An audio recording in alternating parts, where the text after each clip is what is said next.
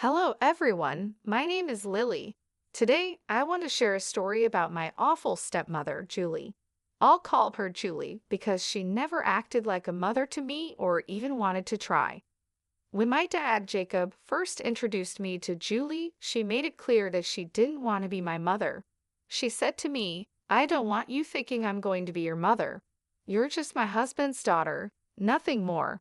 You're a teenager, so don't expect me to do anything for you." I replied, "That's okay, Julie. I can take care of myself. I just want my dad to be happy. I won't get in the way." She shot back, "You're already in the way, you little witch. Don't try to act smart with me. I know how to handle worthless teens like you. Once you turn 17, I'll make sure you're out of our lives so I can have Jacob all to myself." The conversation got nasty really fast. Julie said some horrible things about me and my late mother. My dad was a widower, and my mom passed away when I was just 7 years old. I miss her a lot, and it took my dad a long time to start dating again. That's one reason why I never told him about Julie's terrible words or behavior. Looking back, it was a big mistake to stay quiet because Julie became a nightmare after she married my dad. Even my dad was surprised by her behavior. Julie always targeted me and tried her best to kick me out of the house. She made it clear that she hated kids and didn't want me around. She never told my dad this before they started dating. When my dad refused to abandon me, she began to find ways to make my life miserable. She would ruin her own food and blame it on me. She'd say, "Look at what your daughter did, Jacob. She spoiled my cooking because I refused to cook for her. She's going to poison me one day." Then my dad would ask, "Lily, what's your explanation for this?" "Dad, I swear I don't know anything about this. I'm happy to cook my own food. I wasn't even home before you came back. I got takeout to eat in my room," I said, trying to explain. Julie interrupted, "Oh God, she's lying, Jacob. You need to get rid of her before she kills me." This was just one example of what Julie had been doing for the past 5 years. This whole mess was over too much salt in her food, which she had added herself just to blame me. It was crazy, but Dad believed me because I had enough proof. Over the years, she did much worse. She cut off my phone connection, locked me out of the house for 8 hours, took my car keys on the day of an important test, and even threw away a project I had worked on for a week. Dad tried his best to make Julie understand that her actions were not okay, but she never listened. She would act nice for a few days and then do something terrible again. By the time Julie had been with us for a year, I got a job and started paying for my own things. I wanted to avoid any interference from her in my life. Dad was upset, but I told him it was good for me to have my own money. I didn't want him to feel guilty. Julie, being a stay-at-home wife, considered Dad's money as her own and didn't want him spending much on me, not even for basic needs. I tried to stay out of her way as much as possible, hoping she'd leave me alone. But she never got the hint and kept bothering me. She was determined to get rid of me from her life and the house, but she had no idea what was coming. The big drama happened a few weeks after my 17th birthday. Since then, Julie had been in a great mood, often singing happily around the house. I knew why she was so cheerful. She thought she could finally get rid of me. Little did she know, I had overheard her talking to her friend on the phone about how she planned to kick me out. I was aware of her plan, but she had no idea what was coming for her. One day, I came home from work and saw my stuff packed in my room. Instead of being upset, I was amused. I said, "Hey Julie, why is my stuff packed and waiting in my room? Are we going on vacation?" "Don't act so smart, Lily. I hope you remember my words," she snapped back. "I told you that once you turned 17, I would make you leave. Well, now it's time for you to go. I've decided to be nice and pack your things to make it easier for you. You want to kick me out of my house. Oh no, Lily, this is my house and I don't need to keep you here anymore. I'll deal with Jacob later, but you are definitely leaving." Julie had a smug look on her face, showing like she was happy with herself. She was already thinking about what to do with my room. But I said, "Not so fast, Julie. Karma is coming for you." I calmly took some papers from my bag and gave them to her. She looked confused, so I smirked and said, "I think you should look at these papers first, Julie. I've been meaning to give them to you for a while. It's good you mentioned eviction today. It reminded me of these documents." "What are these papers? Why do I need to read them?" she asked. "Why don't you take a look and find out?" I replied. Julie sat down and started to read the papers I had given her. At first, she looked confused, then her face changed to shock and disbelief. She looked at me, then back at the papers. Her expression turned angry. "Is this an eviction notice in my name?" "What the hell, Lily? What does this mean?" she asked. "It means I want you out of my house in a month. You know, the usual thing an eviction notice means," I said. "You can't serve me eviction papers. You can't do that. This is my house, and I'm the only one who can kick people out," she yelled. No, Julie, this is my house and always has been. My dad was just a caretaker who held it for me until I turned 17. Now that I'm 17, the house is mine. I recently finished the paperwork," I explained. No, that's impossible. Jacob can't just give you this house. This is our marital property, and he can't give it to you without asking me," she protested. "How is this a marital property, Julie? Dad had this house long before you were around. I guess he didn't tell you that it belonged to my maternal grandparents. They left it to me and had Dad take care of it until I was old enough," I said. "I turned 17 just a few weeks ago." No, you must be lying to me. This can't be true. You're trying to scam me and kick me out of the house. Wait till your father hears about this. He will kick you out instead," Julie yelled. She made the mistake of calling my father downstairs, forgetting she never asked him if she could kick me out. Even if the house belonged to him, she should have asked. She knew he would say no, so she tried to do it behind his back. In her rush, she forgot this detail and decided to involve Dad. I wasn't complaining. It was better for me this way. Dad came downstairs to see what all the yelling was about. He said, "Whoa, calm down, Julie. Why are you screaming like that? What's wrong?" "Why wouldn't I be screaming? Your daughter is making wild claims again. She says this house belongs to her and she's kicking me out," Julie shouted. Dad turned to me and asked, "Lily, what is going on? I need to know the truth." I knew Dad would ask for my side. He's a good father and knows his wife can be very mean.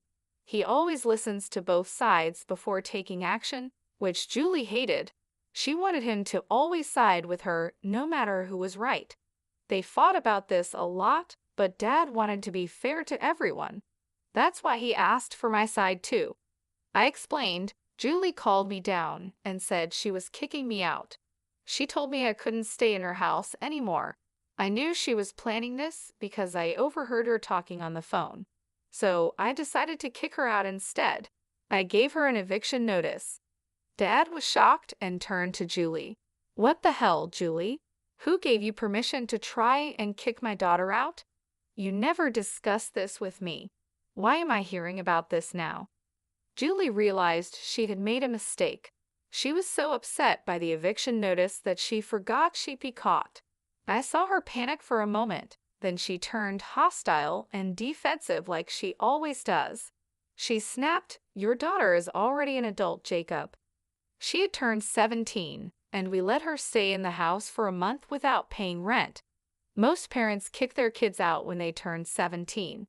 We need to make Lily learn to live on her own and become responsible. That's for me to decide, Julie. You are not, and never have been, her parent. You didn't even help with anything related to Lily. How did you think it was okay to decide when to kick out my daughter? You were being unfair, Jacob. All these years, I put up with your favoritism because Lily was a teenager. But now she needs to go. I won't let her stay in my house anymore. Who said this is your house? Which deed shows this house is in your name? Well, it's your place, so I have equal rights to it since I am your wife. This is my house too. I won't allow Lily here anymore. She needs to go. This is not your house, and even if it was, you have no right to it. This is Lily's house, and it's in her name." Julie went pale when she heard that. She didn't expect my dad to agree with me and say the house belonged to me. She lived in her own world where everything was hers just because she said so. Hearing otherwise was a big shock for her. She started to cry and said, "Why would you say such a thing, Jacob?" "Because the house belongs to Lily. I'm just telling the truth. What's wrong with that? You gave Lily the house without talking to me. How could you do this, Jacob? I'm your wife. You should have discussed this with me. I am not okay with this. You had no problem going behind my back and trying to kick my daughter out. Why can't I do the same, Julie? Talk about double standards. There was nothing to discuss. This house was always meant for Lily. I was just the trustee who took care of it until she turned 17. The house was transferred to her name recently." Julie finally understood that we were telling the truth. Dad even offered to show her the papers if she needed proof. She was in too much shock to say anything coherent. She just said, "You deceived me, Jacob. I thought the house was yours. You lied to me. This is not fair." "I never lied to you, Julie. You never asked whose house this was when we got married. We signed a prenup that said our personal assets stay personal." "Oh my God, this can't be true. You should have told me, Jacob. Now Lily is throwing us out. Look at how ungrateful your daughter is." "Jacob, I'm not throwing you out, Julie. That's just for you. You won't get to live in my house anymore. I might have let you stay, but after you tried to kick me out, I changed my mind. You're the one who has to leave. If you kick me out, your dad will follow too. We're a couple. He won't leave his wife." My father laughed out loud. He had been thinking about leaving Julie for a while, but he wasn't sure. Today made the decision easy for him. He said, "Actually, no, Julie. I'm not following you. I will stay here and take care of my daughter. I've been thinking about divorce for a while, and what you did today sealed the deal. I'll be filing tomorrow. Be ready for it." "Wait, are you going to divorce me? You want to leave me for your daughter? You can't do that." "Yes, I can, Julie. Did you think I'd forgive you for tormenting my daughter for 4 years? Absolutely not. I thought you might change, but I see now you'll always be toxic. I don't want someone like that in my or my daughter's life." Julie stepped back as if she had been hurt. She never expected a divorce so soon. My dad is usually a quiet man who doesn't do anything drastic. This was very unlike him. He was mad, and you could see it on his face. He didn't shout, but his tone showed how angry he was. This made Julie even more anxious. She started arguing with my dad, and I decided to leave them and go to my room. Dad and Julie fought for an hour, with Julie shouting and crying while my father calmly explained his reasons. After the argument, Dad came to my room. He seemed a bit sad and wouldn't look me in the eye. He sat down and said, "Lily, I know I need to apologize to you. I'm sorry, dear. I should have done a better job of protecting you from Julie. I thought being fair and avoiding fights would make things better. I was wrong and made things worse for you." "You don't have to apologize, Dad. I know you loved Julie, and she wasn't like this when you married her. People change, and it can take time to understand these changes." "Wow, you've really grown up. I wish I had handled things differently. I brought a mad woman into our lives." "Well, what's done is done. I forgive you, Dad. You tried your best, and I'm not upset. Do you really want to divorce Julie? I won't be mad if you don't. I would understand. Girl, I'm not living with that crazy woman anymore. I'm done. Her true colors shocked me too much to act sooner. I don't want her in my life anymore. I had a feeling something was wrong with Julie, which is why I made the prenup. I was worried she'd mess up your future and cause money problems, so I thought this was the best way. See, you did think about me too. You deserve to be happy, Dad. That's all I want.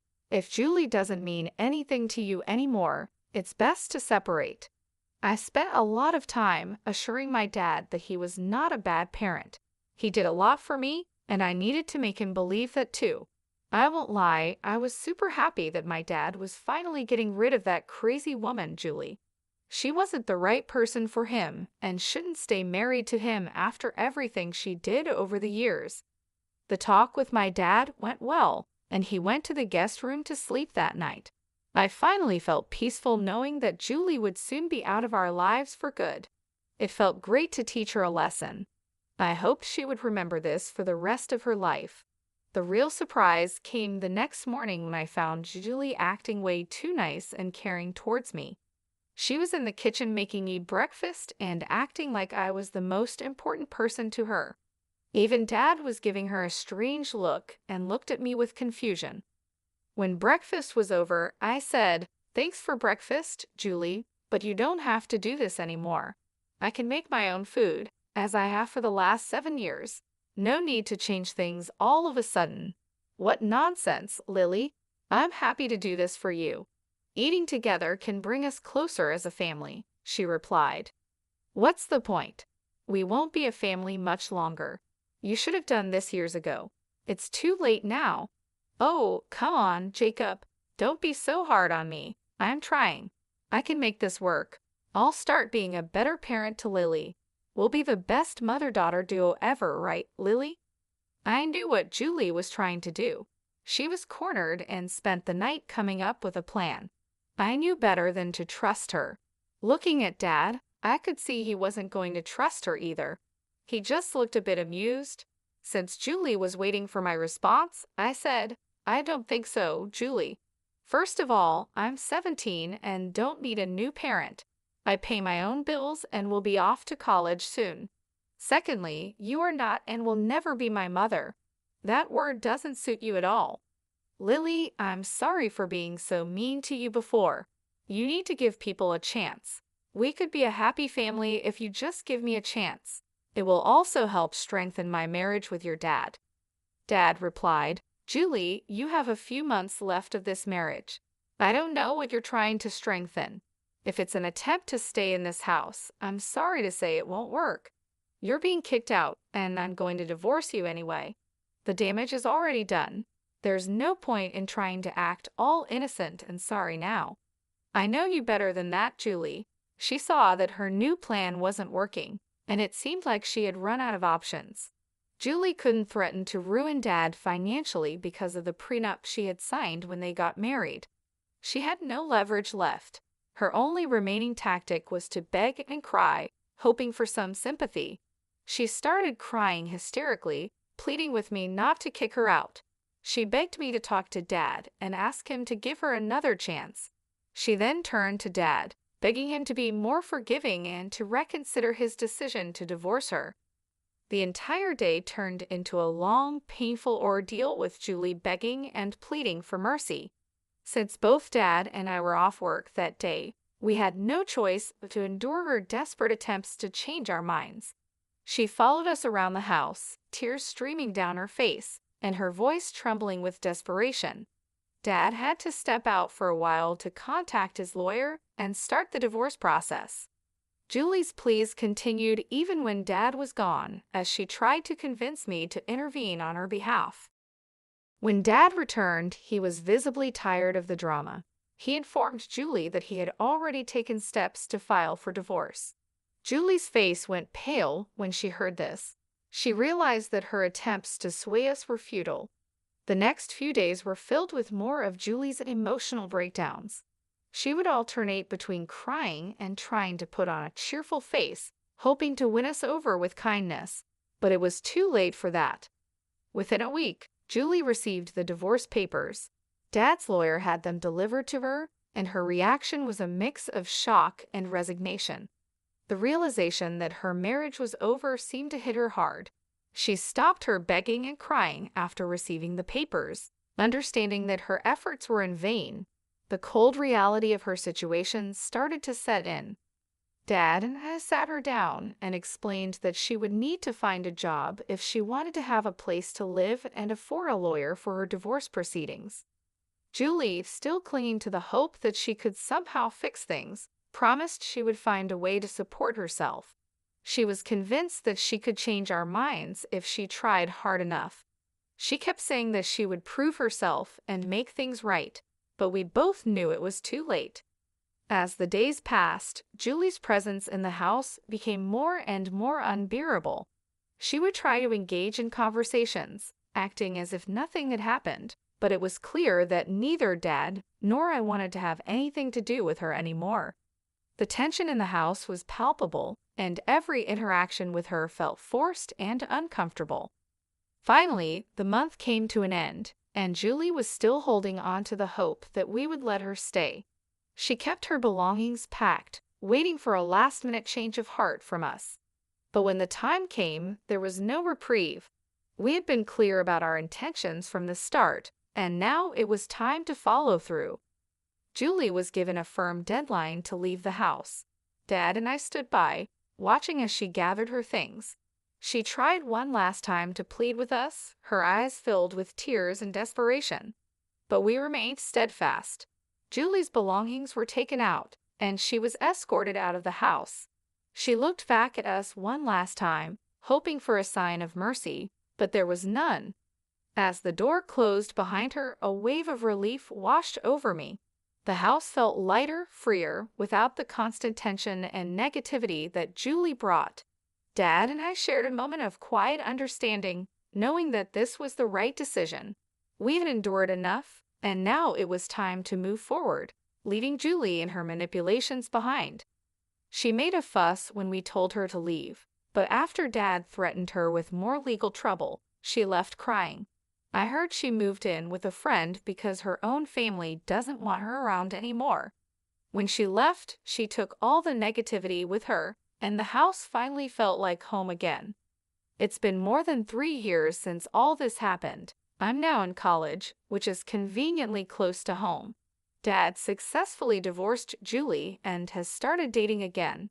He says he's not looking to settle down, but just wants some companionship from time to time. Life at home has been peaceful since Julie left, and Dad and I have grown closer. We often laugh about the drama that once filled our lives and how much better things are now. As for Julie, the last I heard, she moved into a small flat with several roommates. She's struggling to make ends meet because she doesn't have many skills or qualifications. Julie is working a minimum wage job and is just barely getting by. She's living a very different life from the one she tried to control in our house. I saw her from a distance at a grocery store a few months ago. She looked worn out and seemed to have aged a lot. Her hair was messy, and she had dark circles under her eyes. She looked nothing like the confident woman who tried to take over our lives. It was clear that life had taken its toll on her, and she was no longer the powerful person she once pretended to be. Seeing her like that made me realize that karma had caught up with her. She tried to manipulate us and take control, but in the end, she ended up with nothing. I couldn't help but feel a sense of relief knowing that she was no longer a part of our lives and that we were finally free from her negativity. The house, once filled with tension and arguments, now felt warm and welcoming. My dad and I have been able to move on with our lives. We often talk about how much better things are now and how grateful we are to have each other. Dad has even started taking up new hobbies like gardening and cooking, things he never had time for when Julie was around. We've created a peaceful and happy home, one that is full of love and laughter. Julie's departure has been a blessing for both of us. It has allowed us to rebuild our lives and focus on what truly matters. We no longer have to deal with her constant drama and manipulation. Instead, we've been able to enjoy the simple pleasures of life, like spending time together and making new memories. As for Julie, I hope she has learned from her mistakes. Life has not been easy for her, and I believe that she has finally realized that you can't build happiness on lies and deceit. The last time I heard anything about her, she was still struggling to make ends meet and living a very difficult life. She's working hard to survive, and I think she has finally understood the consequences of her actions. I don't wish anything bad on her, I hope that she can find a way to turn her life around and learn to live with honesty and integrity. Perhaps the struggles she's facing now will teach her valuable lessons and help her become a better person. In the end, everyone deserves a chance to change and improve their lives. Looking back, I'm grateful for the challenges we faced. They made us stronger and brought us closer together. My dad and I have become a great team, and we've learned to appreciate each other even more. We've built a life filled with love, respect, and understanding, and for that, I am truly thankful. Julie's story serves as a reminder that trying to hurt others and take what isn't yours will only lead to your own downfall. It's important to live a life of kindness, honesty, and respect for others. I hope Julie has found some peace in her new life and has learned from the mistakes she made. As for us, we are happier than ever, and we know that no matter what challenges come our way, we can face them together